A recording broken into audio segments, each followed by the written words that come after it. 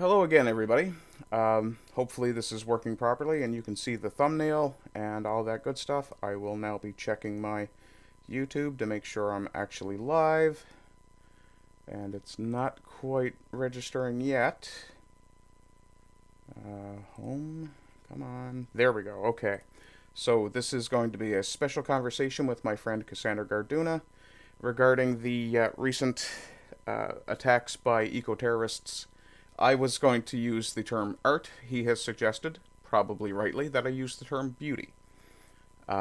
So, if you all would be so kind as to shill the living hell out of this on every platform you have access to, I would deeply appreciate it. And I will get the live chat up. And if you can't hear me, let me know. Okay. So, now I need to screen share cast. This should be the right one, I believe. No, that's the wrong one. Okay, I need that one and this one. And then need to full screen this one, full screen there, and oh, that's not quite working right. I was hoping to do a split screen, but for now we'll settle to have Cass's image up. Cass, if you're there, feel free to make yourself heard. If you can still hear me. Excellent. Okay. Not got any responses in the live chat at the moment.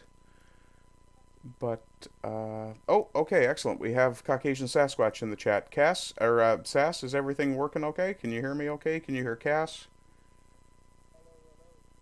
Okay, we'll give him a few seconds. Can't hear him. Okay, I just unmuted him, so if you can't hear him, let me know. And give me a testing fail. Oh, go ahead. Okay. And we'll give it a few seconds. Sass will let me know again, I'm sure. If not, then I'll have to figure out exactly what I'm doing wrong and possibly disable my headset to use my microphone. So Sass, nope, still can't hear him. Okay, let me see.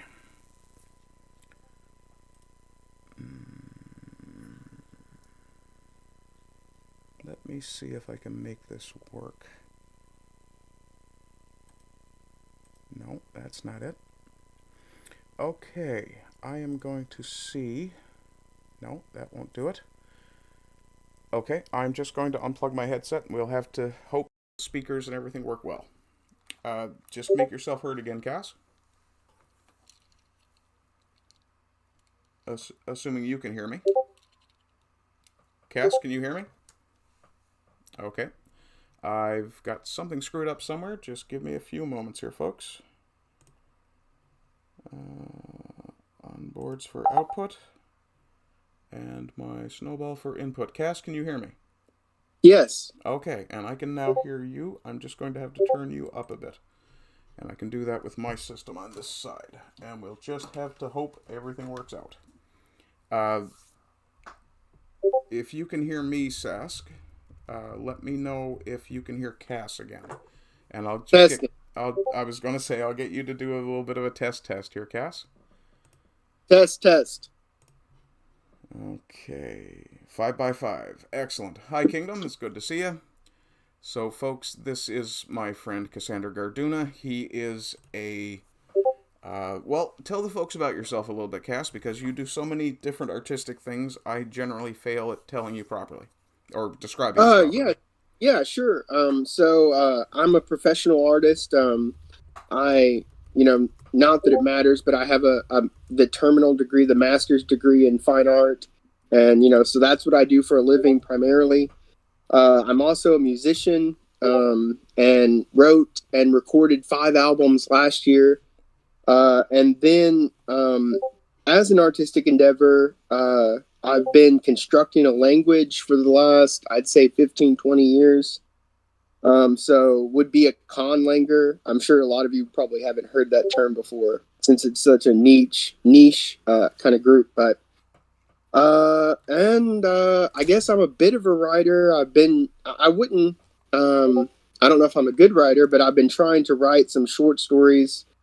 So Well, I I will have cut you off there, my friend, and I will tell you you are in fact a good writer because I thoroughly enjoy reading your stories, and I wish I had gotten to them more often in the last few weeks. The well, thank you. I appreciate that. I intend to re-record the one I started and do it the justice it deserves. Well, great. So I guess I'm just an artist that has his hands in a lot of different mediums. And I thought it would be good, and I guess Jorj as well thought it would be good to have, since what we're talking about Oh, today. just a second. For the record, for my chat, my first name is in fact Jorj, even though you guys didn't know that. Oh, sorry if No, I'm you didn't let anything out of the bag. I list all of my poetry readings as read by Jorj, so it's not going to be a surprise to anybody. Let me just say hello to a few people in chat. Caucasian Sasquatch, of course, I am very thankful to. He's one of my wrenches. Kingdom of Vinland, hi, very good to see you as well, my friend. And Monkey has popped in. Hello, Based Ape. And just to let you know, I did keep my word. I have in fact watched your stream from yesterday's White Pills. And I'm working my way through discos, so she's going to have to wait. And hello to Lomax Designs and to Audrey Edwards. Okay, so I will attempt to jump right into this by sharing my other screen. And that will actually take Cass off screen, but you should still be audible, I think, Cass. Can you just give me a test? Test. Perfect. Okay. And what I am going to do now is drop that down at a full screen. Pull that back to where it belongs. There we go. Okay, and today we are... the very first thing I want to do is shill this piece of art. I do apologize, Cass. I don't think you can see my screen. I'm going to try sharing it and see if that'll work. We'll share this one. Actually, I can share my chat to you. That might work better. Let me know if you can see that okay. Yeah, let me see here. I gotta touch this. Yeah. Okay, excellent. So this is a Kickstarter project being done by the Critical Drinker, Will Jordan, to create a short film for his Rogue Elements story. The character is Ryan Drake. Now, I have to admit that I have never read any of Will Jordan's work, but I very much enjoy the Critical Drinker's work himself. So I suspect you've probably seen a bit of it as well, Cass. Yeah. I'm just going to mute that, and we'll let that play for a few minutes. So yeah, one of the things that Lomax Design says, doxed! Caucasian Sasquatch says he sees a triangle. That's probably a good sign. But then again, he's also sick, so it may be a very bad sign. But as one of the missions of my channel, I do like to promote unusual, unheard, or otherwise unknown creators, Cass, yourself included. Also, the Critical Drinker is far more better known, I think, than Will Jordan himself. But this is the Kickstarter for him. Now, I would be a terribly, terribly remiss host if I did not point out that Cass himself does music. And this is a link to his Bandcamp. And I chose this particular track because it is referencing something we're going to be talking about today, which is the attack on the girl with the pearl earring painting. So you guys can see the link here. All these links should also be in the description text. And also, as I did make a promise earlier today, I am also going to throw a bit of a shout out to one of the friends of the channel, Total Blackout Painting. I'm very pleased to see that he is in fact up to 20 subscribers, which I did predict on my earlier stream today. And I myself am, as you can see, subscribed to him. And some of his work is extremely interesting. Still on mute. I will throw this quick run so that we get an idea of this. Oh, I think I may have clicked... No, there we go. Okay, so this is the sort of work... Some of the work that he does is spray paint art. And I've always found this stuff fascinating. and I'm actually going to take a turn at taking my hand to it later this year. I'm going to see if I can do a bit of airbrushing and see how that turns out for me. But as you can see here, this is some gorgeous work that he's done here. Let me come back over to here, and this is Cass's channel on YouTube. So if you're interested in something on YouTube that you'd like to check out, he is criminally undersubscribed as far as I am concerned. You're quite welcome, my friend. He is a very unusual musician, I would say. I believe you've said before that you play an unusual instrument, Cass. Yeah. With a lot of these, I don't know if I actually have. No, I do. I do have a few videos with this. I play a tenor guitar. It's actually 100-year-old tenor guitar that's falling apart. Funny. It's kind of funny that sometimes when I play it, I'll look down on the ground and one of the tuning pegs is on the floor. And I think tenor guitar was used originally in jazz. And I don't play jazz, but it kind of fell out of fashion, and I don't think many people play tenor guitar anymore. And I was lucky enough to get my hands on one, and I'll basically play anything I can get my hands on. So it's been a fun ride, learning the instrument and writing a lot of songs on it. Okay. That video you can see there, Algernon, that's the only video. Well, it's the primary video that I'm proud of. If anyone wants to look at this channel and get a taste for the music that I'm creating, definitely start with Algernon. It certainly seems to be your most popular video. Unfortunately, this is actually my favorite song, is this one. And I'll just give a little taste. I don't want you to copyright strike me. Oh, I won't.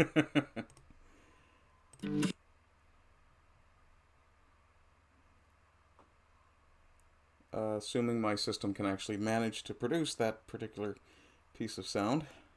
And in this...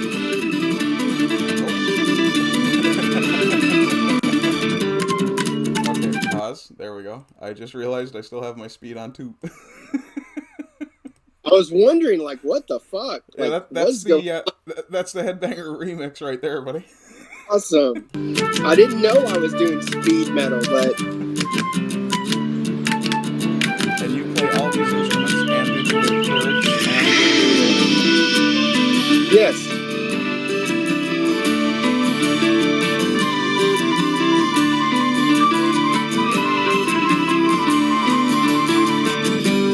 Let's take a holiday from life. I'll make the zombie queen my wife. I am ranking up. Yeah, that's my dog. I'm already halfway there. Now, I have to be honest with you, my toes were absolutely tapping right away as soon as I started hearing the music, because I really do love this song. Well, I take that as a great compliment. I appreciate that. Well, thank you. Let me see here. Now, let's get into the meat of the matter, shall we? So we're here to talk about these asshats. This is an activist defending throwing soup on a Van Gogh painting. I was going to ask, actually, I know my British viewers probably pronounce it Van Gogh. How do you generally pronounce it? Go. Van Gogh, yeah, that's seems to be the American, I guess the Atlantic is the great divider there. But these idiots from Just Stop Oil, these are the ones who threw tomato soup, if I recall correctly, on Sunflowers by Van Gogh. They did minimal damage to the painting, because the painting is behind glass.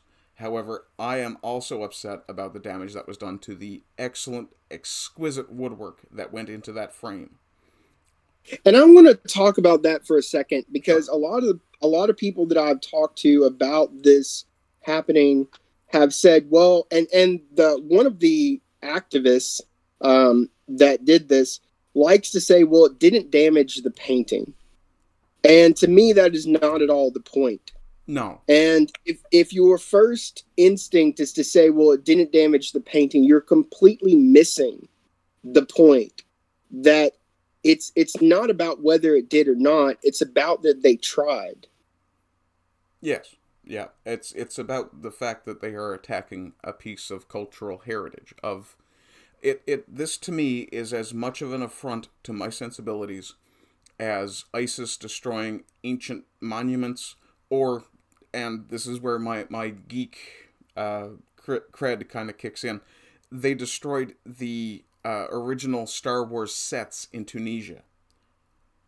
And that was actually something I had only just discovered existed a couple of months before, and I had immediately put them on my bucket list. Yeah, and if you ask yourself, well, why is this? Why are these things so important?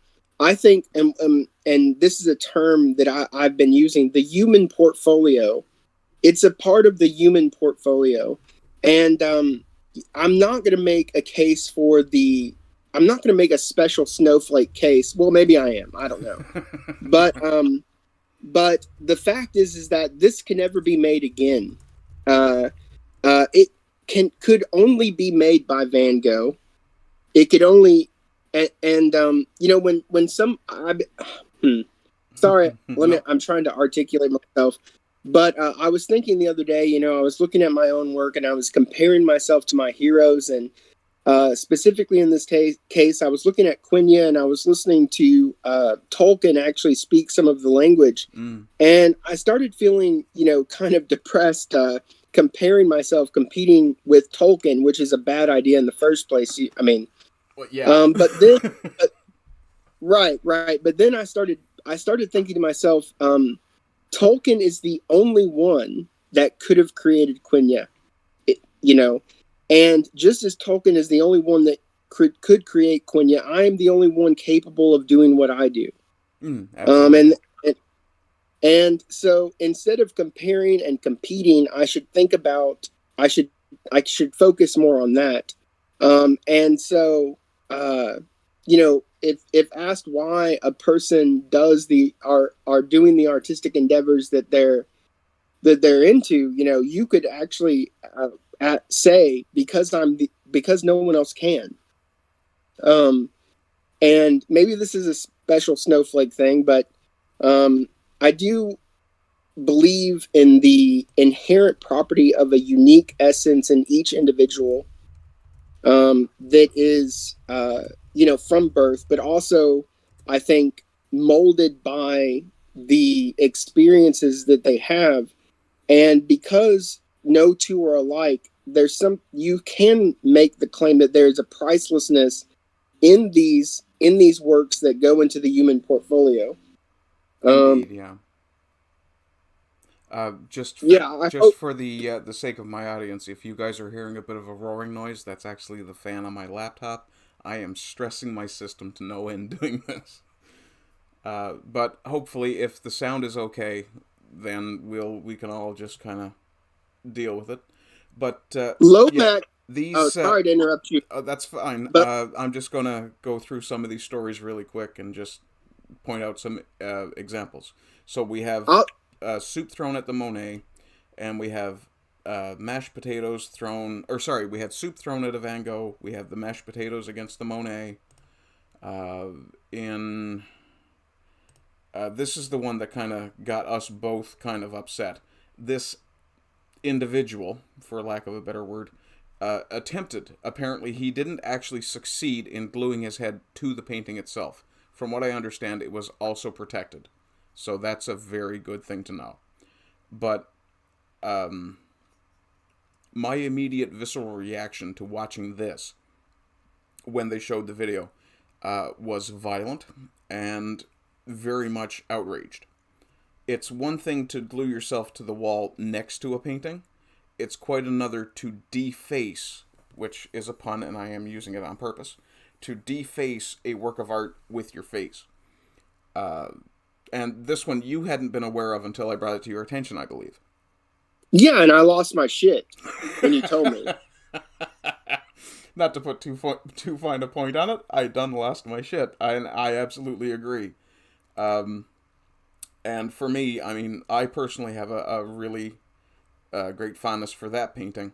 And of course now we have people who are it's just become much more of a a very common thing. Now, again, here you can see from this reflection that there's glass protecting this, so I don't necessarily have a big problem with it. I absolutely agree that people have the right to protest.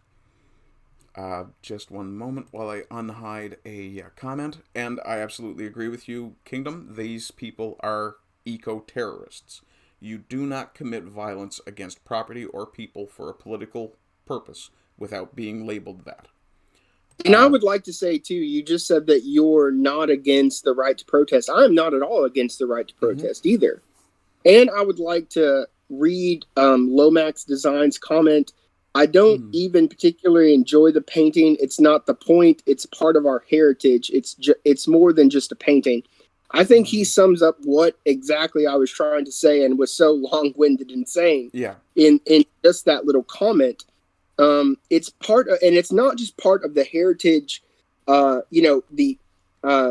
actually don't know Van Gogh's ethnicity or whatever. But it's not just Van Gogh was Dutch. Yeah, I think so. Now I'm sure. But, the wonderful thing about my chat is they will correct me if I'm wrong, and I definitely appreciate that. And I'm sorry I just rolled over you a little bit there. Go ahead. But it's human heritage. It's a collective heritage for all humanity. These works of art are to be enjoyed by everyone, and to give us, to give us inspiration, to evoke emotion, to let us see something beautiful in the darkness that is a universe that seems chaotic and without meaning. And so these things are extremely important. And yeah. Okay. Now, I don't know if you're aware of this one. This is someone has glued themselves to a Goya, or to Goyas, rather. Go ahead. And you called these people eco-terrorists? How did you put this? Terrorists, and they are terrorists. I agree with that. But eco-terrorists. Yeah, to be absolutely specific, because I think it is important. These people should be called eco-terrorists. I think that's one thing they can be called, but I think the truth in the matter is that it has nothing to do with climate change, and these people are actually fucking communists. Well, to be honest, if you were really intent on raising awareness about climate change, why would you go after an artwork, which is in a museum that is essentially rarely visited? Now, I understand that they probably thought they were getting too much negative response from the whole lying across the road thing. And, even in that, I could accept them doing that if they had taken the path of the truckers' convoy in Canada, if they had blocked most of the road, if they had made it inconvenient to travel on the road. I could agree. But, yes, midlife, I think we probably could, but we probably shouldn't. But if they had done what the truckers did in Ottawa, if they had left one lane open, or even two lanes, one lane in each direction, it still would have been enough to make their point. But what they have done, and we saw this in Berlin, that a woman died because they were blocking all traffic. I believe there was a lady in Scotland who was suffering from a stroke and ended up with far more severe injury out of it than she would have otherwise. But one last thing I'm going to bring up before I come back to this story here is this one I only discovered this morning. That the Mona Lisa was smeared with cake, apparently in another ecological or eco-terrorism case. What I do not understand is all of these hands are taking pictures. Now, this is already at the end when this gentleman is actually cleaning the painting. But I do not understand this. All these people are taking pictures of the Mona Lisa. Why is no one aiming a camera at the guy that the security guards pounced on? And also, he was wearing a wig and makeup for some reason. And threw red roses at the security guard's feet. Like, this individual is clearly not 100% sane. And for the record, folks, the picture... None of these people... just 1 second, Cass, just 1 second. Okay. If you guys look at the thumbnail for this image, or for this video, rather, what you will see is that there is a picture of the girl with the pearl earring, and there's also a picture of the Mona Lisa with the cake, and the individual who was responsible for doing the damage, or the vandalism. I don't know that there was a lot of damage, and I'm just going to keep this story on screen while we're talking, and I'll just go through this. I'll click down through the timeline every now and again. Yeah. So you were saying, Cass? I had 2 points to make. Why are they attacking pieces of art instead of protesting at a place that would seemingly be more appropriate when talking about climate change? The reason they're doing this, first, like I said, is this isn't about climate change. This is about communism. And if you don't believe me that this is about communism, you can look up the manifesto written by one of the leaders of this group or of this organization that says as much. That it's about Stop Oil you're talking about? I forget his name, but I mean it's easy to find online. Oh, no, the organization is just Stop Oil, yeah? Yes. Oh yeah. yeah. Okay. Yeah, it is. And one of its leaders wrote a kind of manifesto, and he says it openly that it's not about climate change. It's about anti-capitalism. It's anti-humanist, and I want to talk in some detail about how it is anti-human. And they're using the fear that people have regarding climate change as a way to push communist policy. Well, I think the fear and the confusion around the issue, because there is there is a significant degree of uncertainty on both sides, or at least on our side. The ideologues clearly have made their decision and intend to stick to it as if it's a pseudo-religion. But my take is, I mean, climate change has been an ongoing process forever. Ever since this planet formed, the climate has been changing. And we've seen with things like the drought stones in Europe, where people are saying, oh, climate change is the reason for the low water levels again. Yet these stones were last uncovered in the 1600s, before the Industrial Revolution started, and they were marked then, generally with chisels or whatever other tools they were using to carve stone. So, if climate change is responsible for it now, why was the water level so low then?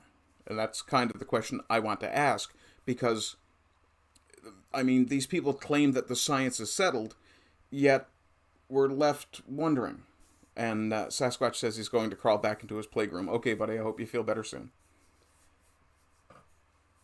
Yeah, so I'm left with the wondering, like, why is it these people are so certain that all climate change is being human-caused?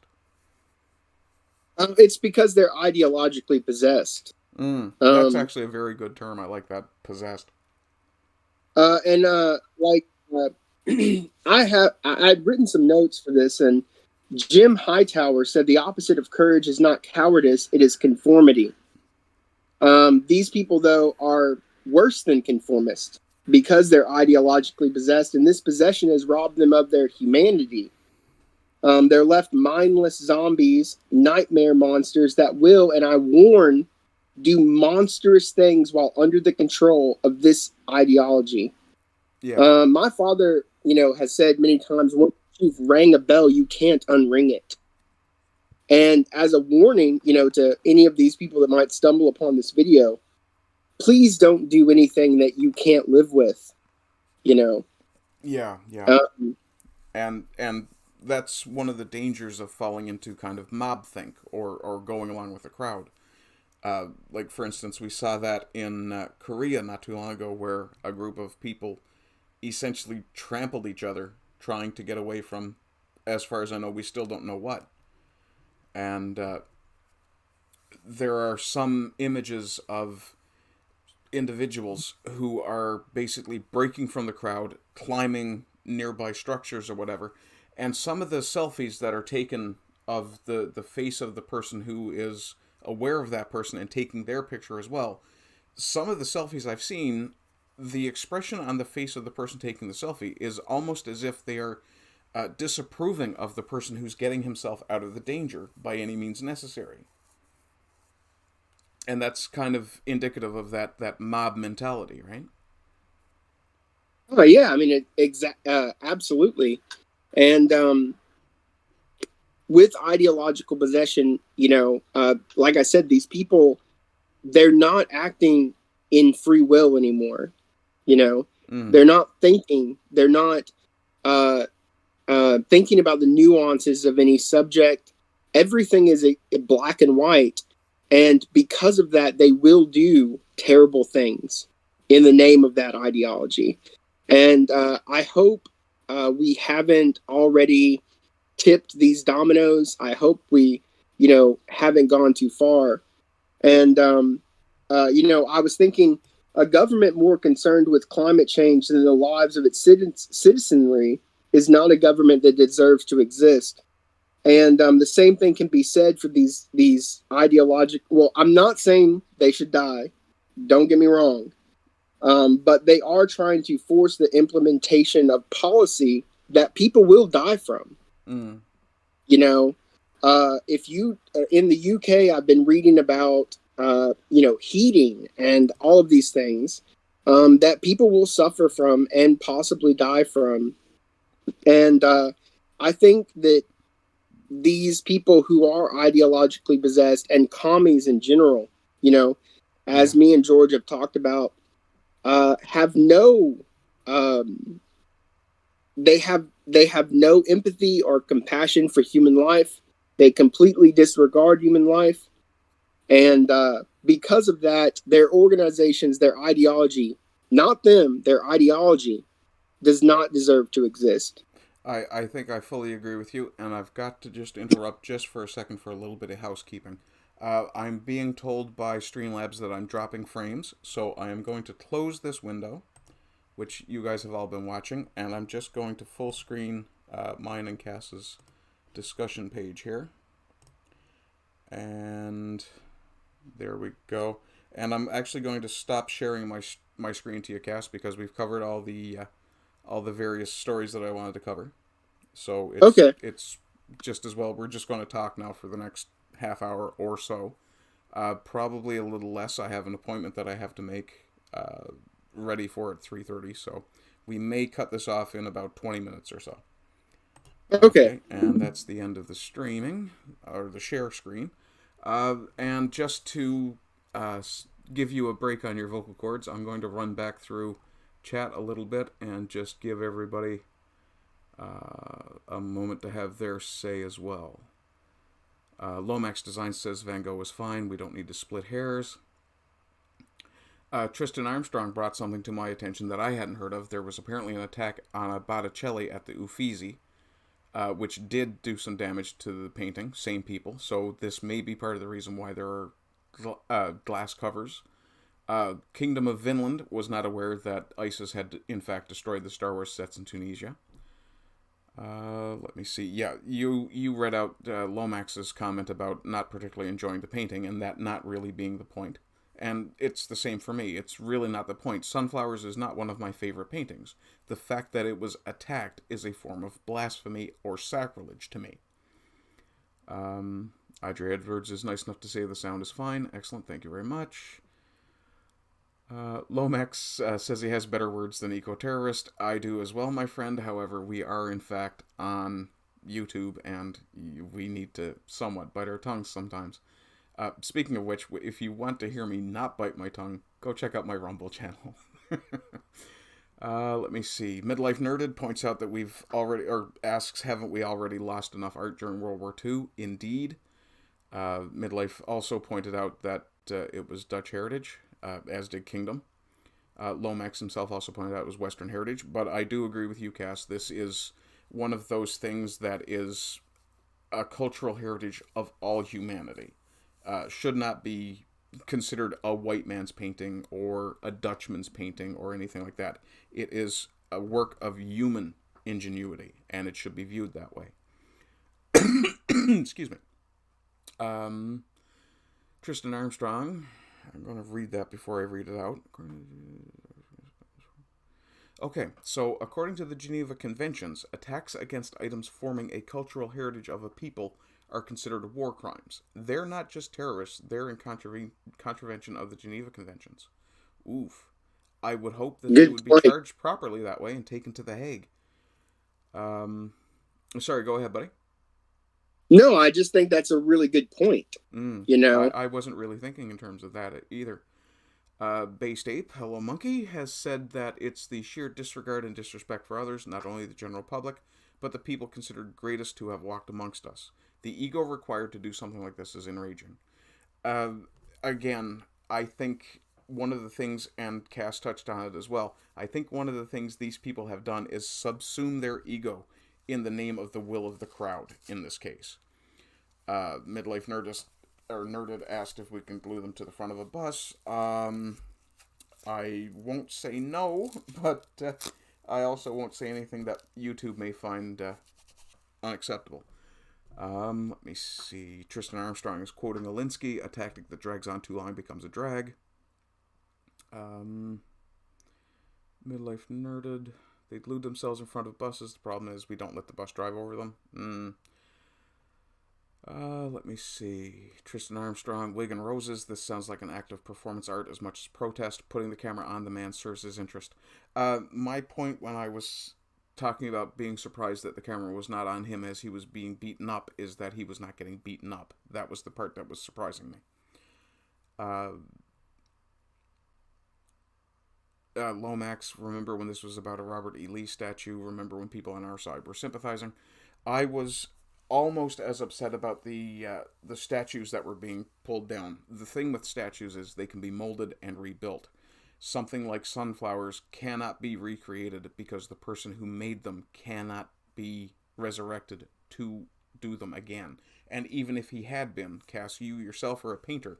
I imagine I'm not far off if I say that if you paint a picture once and then try to recreate that picture, you cannot do it stroke for stroke exactly the same. Absolutely not. No. Okay. Absolutely not.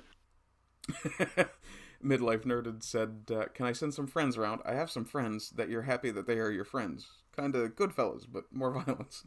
No, I have to say that I do not encourage violence against these people. Now, that said, it is my visceral reaction to want to do violence to these people, but then my higher brain functions kick in, and I think, no, I think I would rather just tell them how much of a low opinion I have of them, to say it somewhat more gently. Lomax, my point is it's never sincere, and I absolutely agree. It does not seem like they're sincere, because if they were sincere, it would not be a case of, oh, I'm super gluing my hand. Other people have said this, and it's becoming something of a meme. And actually, I did see a video earlier today of a man who had, and I am not faking this, he had stripped naked in the middle of, I believe it was Red Square, and used a very long nail to fix his scrotum to the tiles and bricks of the roadway. Which, that's definitely commitment. Let me see here. Elaine Sabatino has popped in and says, Hail sister. Midlife Nerded, I don't want to see the green and pleasant land taken over, but I don't want 90-year-old Doris to die either. Yes. And Lomax says, just call him Lomax, no problem. Point of pointing it out is Western heritage is to note that it's specifically aimed at foundational Western ideas. Would they desecrate works of art from other cultures with the same zeal? That's a very good point. I have noticed that they do seem to be targeting what they would perceive to be white creators. And you can also say male, Very much. there. Yeah, I don't think that may be a case of the saturation effect of most painters being male, but yeah. They could find if they wanted to. Let's see, and Tristan Armstrong, just to round this up, he says, I visited the Dark Church in the Gorim Valley in Turkey. All the faces of the paintings were smashed away. Iconoclasm is nothing new. People who get an idea in their head can do anything. Absolutely. Elaine Sabatino now just pops in, so I'll round it off with her. No, they wouldn't. The Van Gogh painting was targeted specifically because the artist was a white man, and the eco-terrorists are vehemently anti-white, which may actually feed into your point about the communism thing, Cass. Yeah. Oh, there we go. That was quite the mouth. So I have a couple of things and even a question for the people watching. So I wanted to talk about my first reaction to the Van Gogh, them trying to destroy the Van Gogh. Okay. Which my reaction, I'm not sure what. Well, okay, I think they want us demoralized. I think they want us to accept nihilism. I think they want us to be fatalistic. I think so, there's definitely and I do apologize for cutting you off, but I think there's an aspect of attempting to make us accept humiliation when they destroy our heritage. That's a good point. But I'll say that my first reaction was in no way, oh God, I want to save the planet. What can I do to save the planet? My first reaction was the antithesis of that. Seeing this destruction, seeing people destroy beauty, destroy heritage.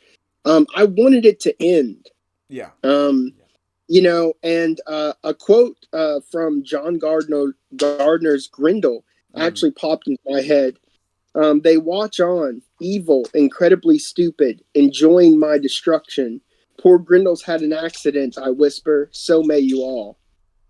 And, the book is primarily about nihilism and about destruction. And, this is Grendel's last words before he dies after he encounters Beowulf.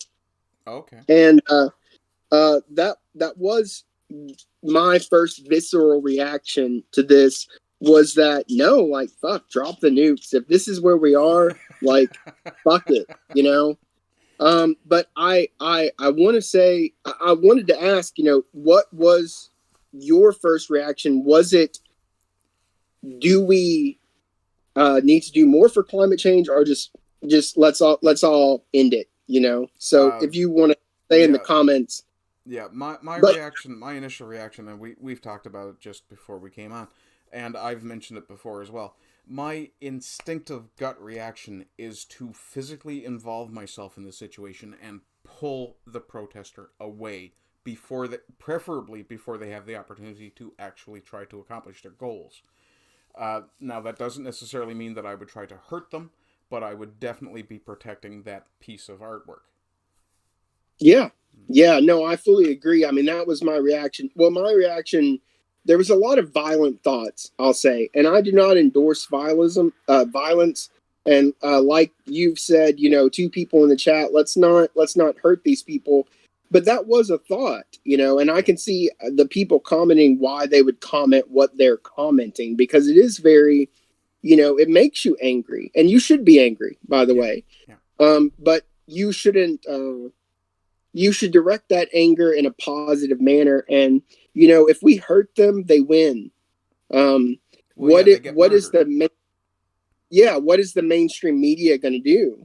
It's going to say some far right-wing extremists hurt this poor innocent person just protesting climate change. And I want to say too, do not accept the demoralization that these people are throwing on to us. Do not accept the nihilism that they're pushing. And I wanted to read a quote by Albert Camus. In the mist of winter, I found there was within me an invincible summer. I think that's how we should think of this. We should not accept it. And we should find a way, if you are worried about climate change, find a way to make policy that is both pro-human and somehow effective in preserving nature, or whatever, it doesn't have to be that what these people want and the policies that have been implemented are so anti-human and will hurt people. That doesn't have to be the way that it is. These people disregard things like nuclear energy, that's clean, because again, it's not really about climate change. There are answers where we can both be pro-human and pro,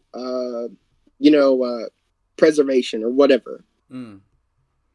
Yeah, and I mean, my take, I kind of agree with. Well, my father kind of instilled this idea in me. Is that if you go somewhere into the woods, into the wilderness, and Midlife has actually just pointed out the same thing. I appreciate that. Go pick up litter. If you are going camping, make sure you leave nothing behind that you didn't bring with you. Try if you find litter on the side of the road and it's directly in your path. If you don't necessarily have to go out of your way to make a difference. You know, if you're standing next to a garbage can and there's litter around the garbage can, but the can is not full, you know, there's nothing stopping you from picking up whatever's there and throwing it in the can. I'd recommend having a can of hand sanitizer handy just in case, but yeah. And what you're talking about is personal responsibility. Well, I think I think on a vast enough scale, personal responsibility will make a massive difference. I absolutely agree. And I want to say too, and this is something that I kind of wanted to say from the beginning when I was talking about the opposite of courage not being cowardice, but instead conformity. These people are not rebels. They think of themselves rebels. They're not. They are, like I said, ideologically possessed, and their ideology is the mainstream. Every government in the West, these governments are in on it. The mainstream media is in on it. The oligarchy, the corporations are in on it. How can you both be a rebel and be completely backed up by the establishment? Yes. Yeah, absolutely. Tristan Armstrong in the chat has a great point. These people will say, I hate the West and their carbon and their pollution, etc., etc. And then when someone goes, well, look, here's clean nuclear power, they respond with, I don't want clean energy. I want to hate the West. Which is absolutely exactly. True. This is an anti-Western, anti-white movement quite often. Right. And no, that's so true. And other people have said stuff in the chat that made me think about this. But if you really wanted to protest climate change, why aren't you going after China or India? Yeah. I've repeatedly brought that up, and sometimes to people who have this same sort of eco-terrorist sort of bent. And I've said to them, why are you guys so focused on the West? In the West, we've made massive strides. Look at England in the early 1900s. Everything was coated with soot when you look at pictures. But if you look at it now, people are going and cleaning the fronts of old churches and discovering, oh, if I clean this too thoroughly, it's not going to match the newer work anymore. And yet, over in China, where they are, between China and India, they are the two greatest polluting countries on the planet. These people who, of course, take their pictures with iPhones and suck down their Starbucks in plastic cups that are made in China, they almost seem to refuse to see it. And, I have had the response, oh, well, if you're just being racist. Well, no, motherfucker, that's what you're doing. No, they'll use the racism card at any given opportunity. But the thing is that it's, you don't need, it's what people do. It's not what people say. And it's obvious this is an attack on Western culture. And that's why they don't point out China or India, because they really don't care. Again, this is not about climate change. True, yeah. Just to respond to Tristan Armstrong really quick, he points out that empathy and self-reflection tend to be uniquely Western traits, which, quite often, especially when it comes to people of other races. And he says you can call the Chinese a pack of racist polluters until you're blue in the face, they'll just laugh at you. I was calling the Chinese polluters. I was actually calling the protester a racist, because the protester that I was speaking to, when I brought up China and India, they said basically, oh, well, you just don't like brown people and you want them to suffer. And I pointed out that it's not, in fact, me being racist by that statement. It's actually him. But trying to explain that to him is quite difficult. As you said, ideologically possessed. Yeah. I think, too, someone mentioned that these people are not serious. He may have worded that in a different way, but I think that's very true. And it reminds me of what Camus said in The Myth of Sisyphus, when he suggested that the only real philosophical question is, should one continue living? And I think with any ideology, it brings up this question, because ideology and philosophy go hand in hand. If they're really concerned that there's too many people, and I'm not saying they should kill themselves. That's not my opinion. But if they're antinatalists, if they're anti-human, and they're human, well, shouldn't they think about that? Well, I'm sure at least one person in the chat will contend with whether or not people who are categorized as communists should also be categorized as human, but we'll leave that one alone for now. So I'm going to start to wrap up here. So what I will do, I will ask everybody to have a look in the description for links to your stuff, to Total Blackout Painting stuff, to the Kickstarter for Critical Drinkers short film, and with those three things, I will say bring on the Iron Age.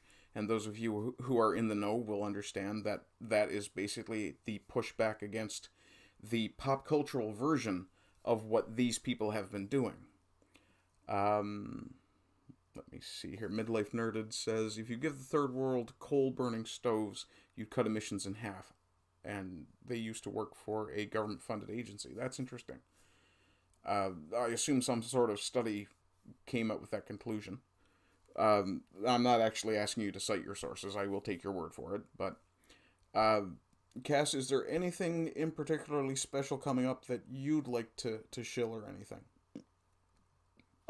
No, not in the immediate future. Okay. But now, correct me if I'm wrong, but do you not take commissions for your artwork? Oh, yes, I do. Okay. Yeah. And you are currently using part of one of your pieces of art for your avatar, yes? Yes, I am. Excellent. Okay, so folks, if you like what you see, also, Cass, where would they find your work online if they were interested? I've been trying to with a friend of mine, because I'm very boomer, very computer illiterate. Oh, I had I'm sure my chat understands that. Yeah, I'm a friend of mine is helping me build a website, but it's not done. Okay. Of course, you can find me on Facebook. You can friend me, message me if you want to see more artwork. I'd love to show it to you. Okay, and you're Cassander Garduna on Facebook, right? Yes. Okay, I just poked that into the chat so that those folks can see that. And in that case, my friend, I will absolutely invite you back when your website is ready, and we will look at a bunch of your artwork and shill the crap out of your stuff. I would love that. Yeah. Okay. With that, I am going to ask for any final comments from the chat. And while they're working up a few things, if they actually do work up anything, it's quite possible we've exhausted the utility of this particular argument at this point. Is there any sort of closing statement you'd like to make?